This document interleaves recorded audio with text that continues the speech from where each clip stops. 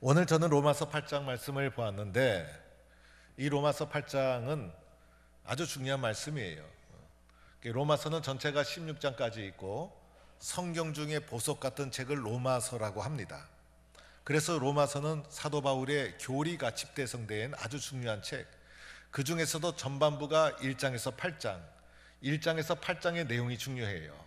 그래서 1장 17절 이하부터 그리스도의 교리에 대해서, 예수님의 십자가, 또 인간의 타락, 그리스도의 구속의 사역 등등을 쭉 설명해 나가다가 마지막 8장에 가서 이제 결론을 하면서 이제 승리의, 기쁨의 내용을 쫙 적혀 있는 것이 로마서 8장. 그래서 아마 교회 학교 다녔던 분들은 기억할 거예요. 성경대에 나가면 암송을 가장 많이 하는 장이 이제 고린도전서 13장하고 로마서 8장. 그래서 이 8장 안에는 많은 내용이 담겨져 있어요. 그래서 8장 마지막에는 누가 그리스도의 사랑에서 우리를 끊으리요 라고 하면서 승리의 창가가 딱 펼쳐지는데, 저는 그 중에서도 오늘 여러 은혜스러운 말씀이 있지만은 26절에서 28절 말씀을 보았어요. 로마서 8장은 1절을 또 보아야 돼요. 1, 2절이 또 중요해요. 그 1절을 딱 보니까 이런 말씀이 있어요. 그러므로 이제 그리스도 예수 안에 있는 자에게는 정죄함이 없다. 이렇게 우리의 변화된 신분을 선언하고 있는 거예요. 그리스도 예수 안에 있는 자에게는 뭐가 없어요? 정죄함이 없다. 그러니까 그리스도 예수 안에 있는 자를 뭐가 없다? 죄 있다고 말할 수 없다라는 거예요. 그래서 우리는 그리스도 예수 안에서 죄를 용서받고 구원받은 하나님의 자녀다라는 것을 8장 1절에 확실하게 선언하고 있는 거예요. 우리의 변화된 신분을. 그러면서 이렇게 말해요. 우리가 죄와 사망의, 그리스도 예수 안에 있는 생명의 성령의 법이 죄와 사망의 법에서 너를 해방했다. 과거에는 우리가 어디에 있었어요? 죄와 사망의 법의 종로로 타며 살아가고 있었는데, 그리스도 예수님께서 죄와 사망의 법에서 우리를 벗어나게 해주셔서 우리를 옮겨주셨는데, 어디로 옮겨주셨어요? 생명의 성령의 법 아래로 우리를 옮겨주셨다는 거예요. 그래서 우리는 이제 변화된 신분을 가지고 있는 거예요. 이렇게 8장에서는 힘차게 우리의 변화된 신분을 선언하고 있는 거예요.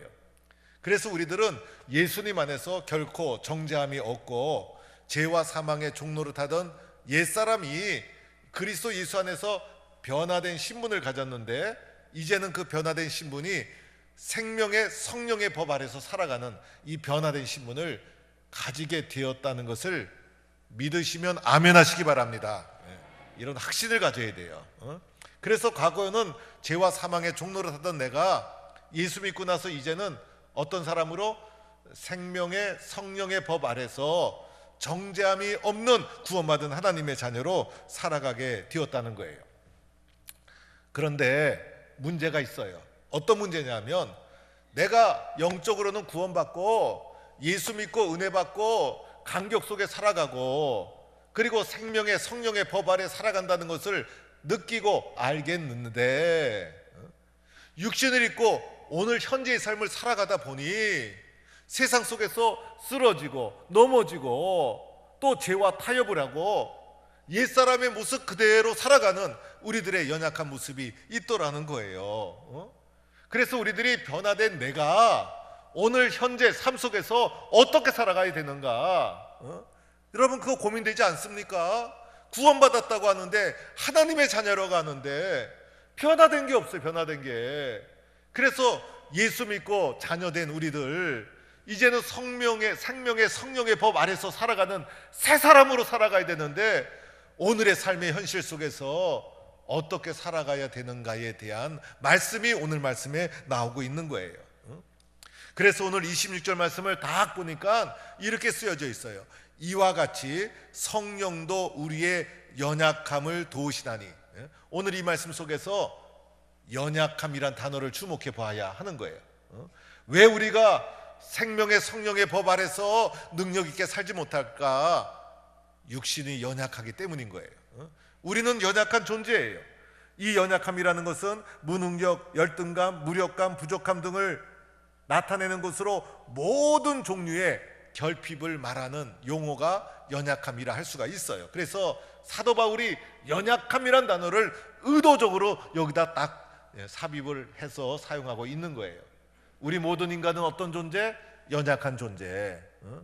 그래서 연약해서 우리가 생명의 성령의 법 아래 변화된 신분을 가지고 있지만은 연약함 때문에 쓰러지고 넘어지고 있더라는 거예요. 어떤 사람은 자신이 연약한 것을 알지 못해요. 그래서 나는 강하다 생각하고 큰 소리 치고 이러는데, 큰 소리 치는 건요 자기 연약함을 숨기기 위해서예요. 실상은 연약하고 부족하고 쓰러지는 존재가 사람이라 할 수가 있어요. 우리가 얼마나 연약합니까? 우리가 얼마나 허무합니까? 우리가 가만히 보면 마음도 약하고 생각도 약해. 우리의 마음이 얼마나 약한지 몰라요. 시시때때로 변하고. 그래서 흐르는 물과 같은 것이 우리의 마음.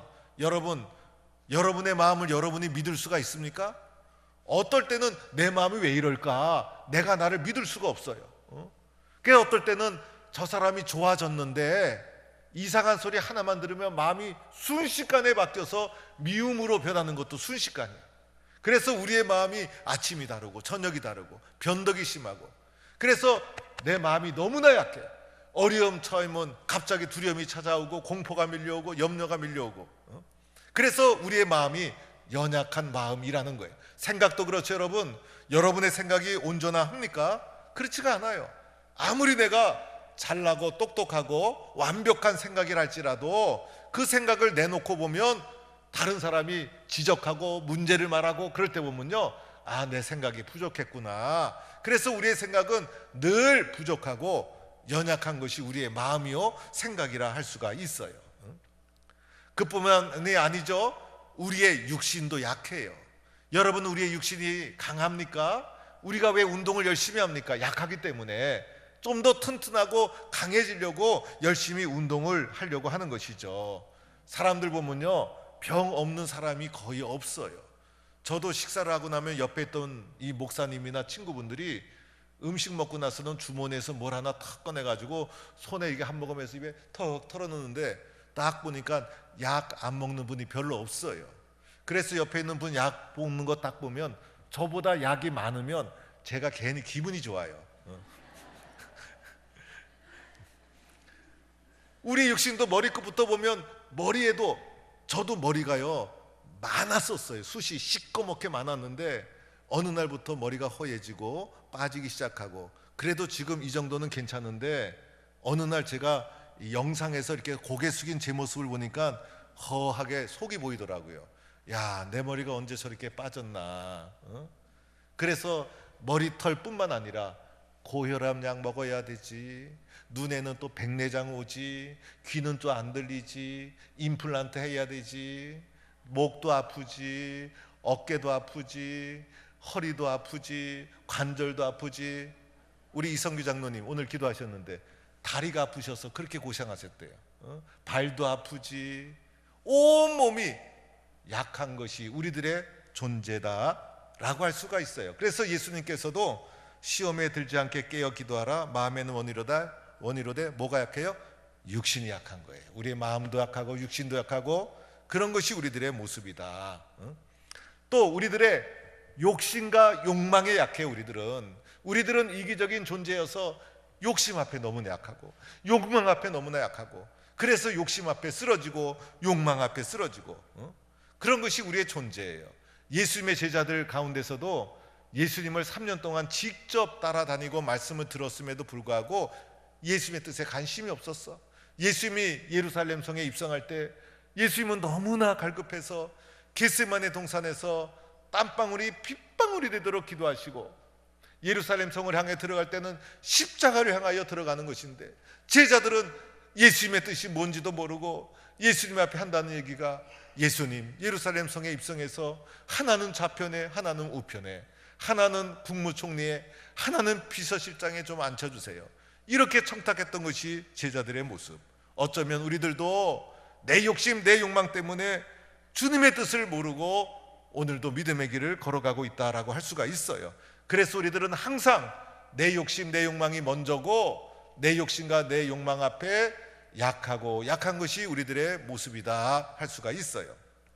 또 살다 보면 어려움도 겪고 고난도 겪죠. 이 어려움과 고난이 내가 생각하지 못했던 시련이 밀려왔을 때 그 시련 앞에서 얼마나 약한 것이 우리들의 모습입니까? 그래서 우리들은 내가 할 수 있는 것보다 내가 할 수 없는 것이 더 많은 것이 우리들의 인생이라 할 수가 있는 거예요. 그래서 예수 안에 있는 우리들은요, 오늘 말씀 나오죠. 우리는 어떤 존재? 연약한 존재이다. 이것을 우리는 알고 인정해야 되는 거예요. 그런데 여러분, 연약한 존재라고 걱정할 필요가 없어요. 우리 믿음의 사람들은 그 연약함 때문에 도리어 강해지고, 그 연약함 때문에 도리어 하나님께서 온전하고 완전하게 사용해 주시는 거예요. 왜냐하면 그 연약함 때문에 우리는 무엇을 합니까? 기도하기 때문인 것이죠. 연약함 때문에 하나님께 엎드려 기도하는 거예요. 연약함을 모르는 사람은 기도가 나오지 않아요. 그러나 하나님, 나는 연약한 존재입니다. 내가 생명의 성령의 법 아래 새롭게 변화된 존재인데 내가 육신이 너무 연약해서, 마음이 연약해서 쓰러지고 넘어집니다. 하나님, 나를 도와주세요 라고 기도한다는 거예요. 이 연약함 때문에 기도하게 되고, 기도하는 순간 어떤 일이 일어납니까? 도와주시는 분을 만나게 되는 거예요. 그분이 누구예요? 성령님이시라는 거예요. 그래서 오늘 말씀에 성령도 우리의 연약함을 도와주신다, 이렇게 말씀하고 있는 거예요. 그래서 연약하다고 낙심하지 말고 연약한 가운데서 도리어 주님 앞에 기도하고 부르짖어서 성령의 도우심을 받아서 하나님 앞에 온전하고 능력 있게 쓰임받는 동부의 성도들이 될 수 있기를 축원합니다. 그죠 여러분?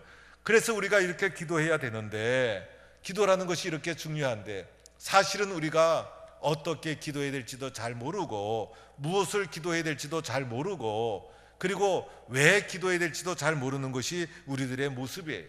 우리들은 믿음의 확신도 부족하고, 또 기도한다고 해서 모든 것이 다 해결되는 것도 아니고, 또 기도한다고 해서 또 상황이 갑자기 바뀌는 것도 아니고, 기도는 열심히 했지만은 상황은 변함이 없이 늘 똑같은 것이고, 그래서 기도해야 되는 것을 우리는 잘 필요를 느끼지 못할 때가 있어요.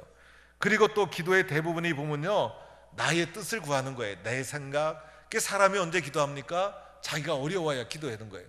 그래서 내가 어렵고 내가 힘들고 내가 고난에 닥쳐야 비로소 기도하게 되는 것이 사람들의 모습이에요. 그래서 내 기도가 주님이 원하시는 기도일까? 이렇게 궁금함도 있고 의문점도 있어요. 그런데 중요한 것은요, 기도하지 않으면 연약함에서 벗어날 수 없는 것이고, 아무 일도 일어나지 않지만 기도하게 되면 어떤 일이 일어날까요? 도와주시는 성령님을 경험하게 된다는 거예요. 성령님 자체가 보혜사, 도와주는 분이라는 뜻이 있어요. 그래서 우리들은 기도하는 순간부터 이 성령님의 도와주심을 경험하게 되고, 우리가 연약하지만은 다시 일어날 수 있는 능력과 힘을 가지게 된다는 거예요. 그래서 하나님께 기도할 때 우리들은 복잡한 생각을 할 필요가 없어요. 기도는 무엇일까요? 기도는 순종이더라는 거예요. 제가 가만히 보니까 기도는 순종이에요. 기도를 다 알고 하는 것이 아니에요. 인생도 다 알고 사는 것이 아니잖아요.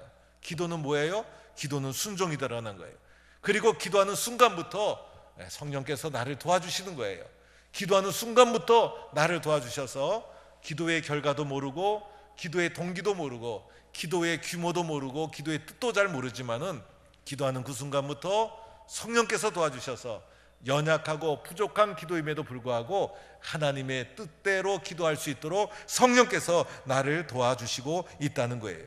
그래서 기도는요, 순종해서 실천하는 것에서부터 시작이 되는 것이고, 그때 성령께서 우리를 도와주셔서 연약하고 부족하지만은 하나님의 자녀로 살아갈 수 있도록 도와주시고 은혜를 입혀 주신다는 거예요.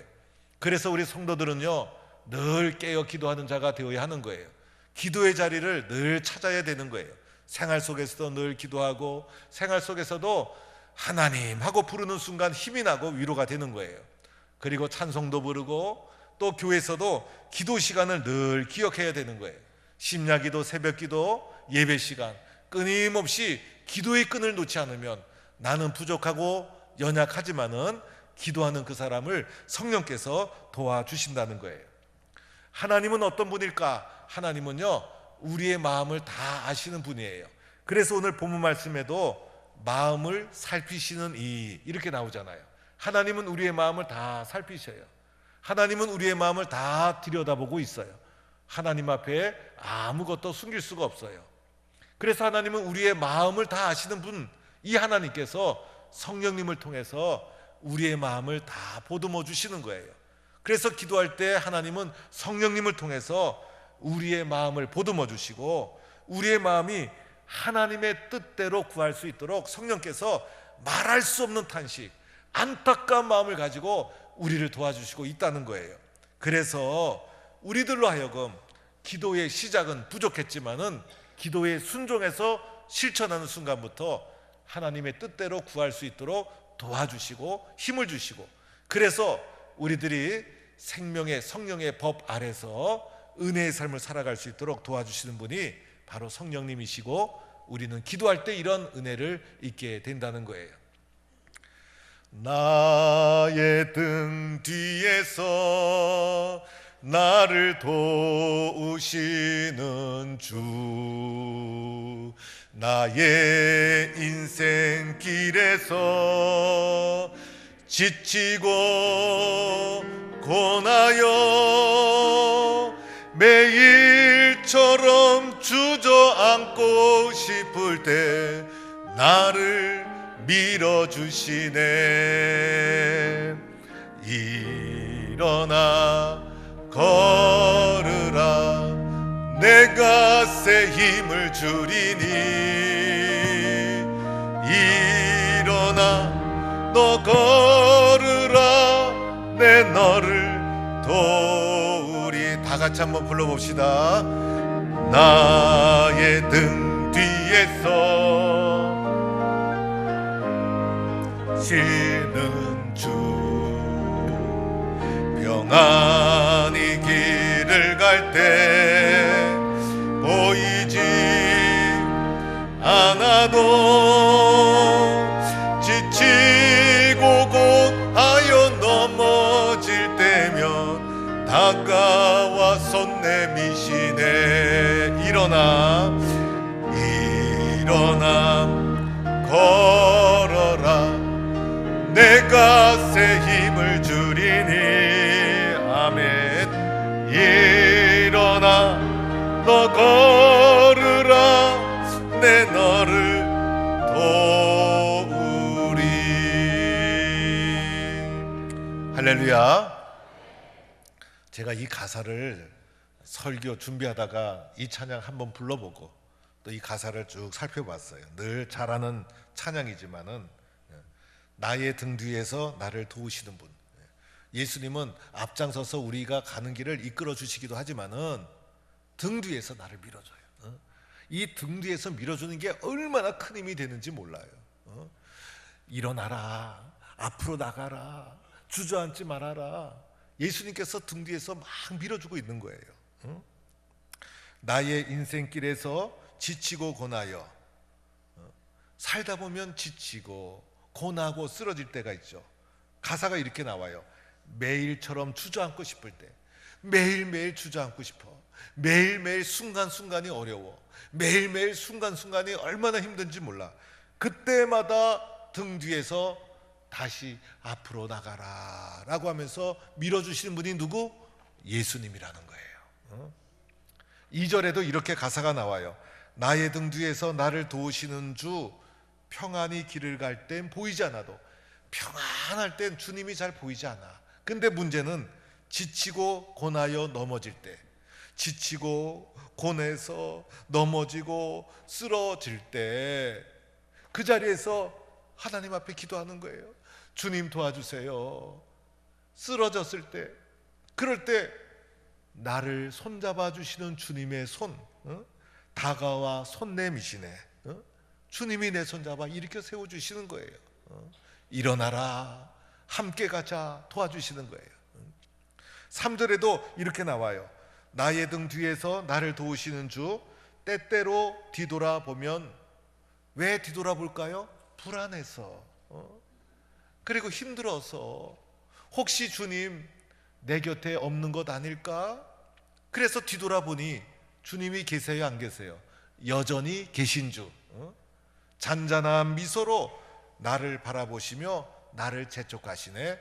일어나 걸으라, 내가 새 힘을 주리니 일어나 걸으라, 내 너를 도우리. 일어나서 힘차게 걸어가는 성도가 될 수 있기를 축원합니다. 하나님은 구원받은 우리들이 쓰러져 있는 걸 원하지 않아요. 하나님은 구원받은 우리들이 생명의 성령의 법 아래서 살아가는 새 사람인데, 세상에서 쓰러지고 연약하고 넘어지고 원하지 않는 거예요. 우리가 힘있게 능력있게 살아가기를 원하고 있는 거예요. 그래서 주님이 뭘 하라고? 기도하라는 거예요. 그러면 누가 도와주세요? 성령이 도와주신다는 거예요. 그래서 기도하면 문제가 다 풀리기 시작하는 거예요. 전도도 기도해서 시작하는 거예요. 전도도 기도하지 않으면 길이 막히는 거예요.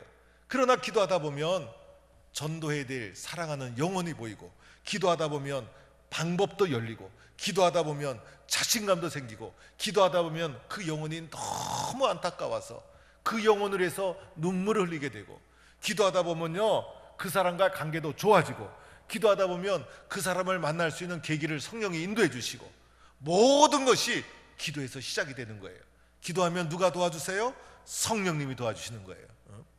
이 성령님이 도와주셔서 마침내 어디까지 나갑니까? 하나님의 자녀들이 합력하여 선을 이루게까지 하는 거예요.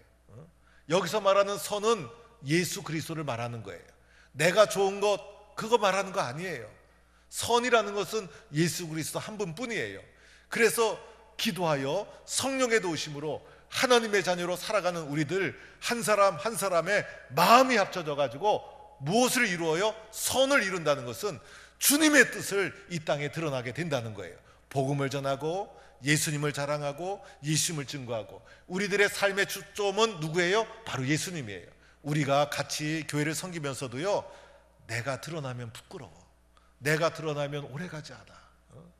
저도 교회를 섬기면서 나 같은 사람이 쓰임받아서 교회가 잘 되고 성도들이 행복하고 하나님께 영광이 되면 그게 제 삶의 목적이에요. 제가 총회를 섬기면서도 총회 장인회 하면 그날로 끝나는 거예요. 저 같은 사람을 사용해 주시니 감사합니다. 부족하고 연약합니다. 그래서 기도하지 않을 수가 없고 기도하는 성도들이 필요한 거예요. 그러면 성령님께서 도와주시는 거예요.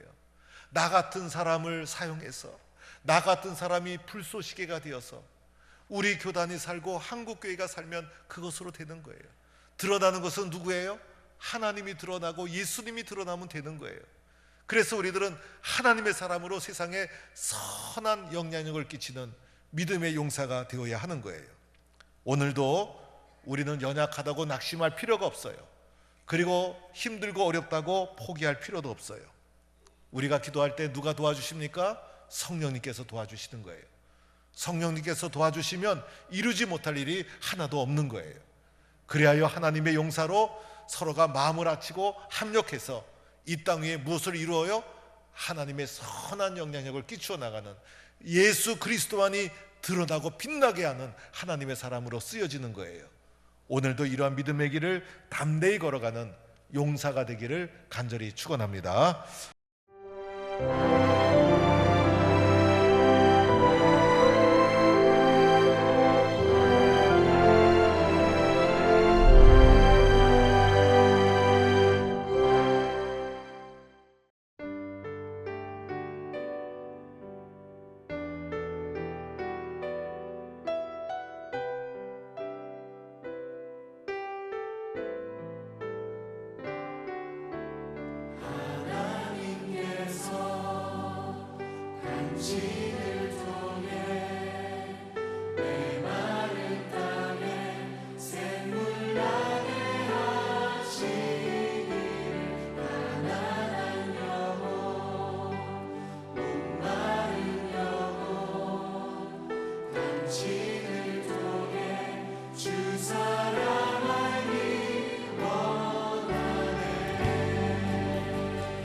서로 격려하고 축복합시다.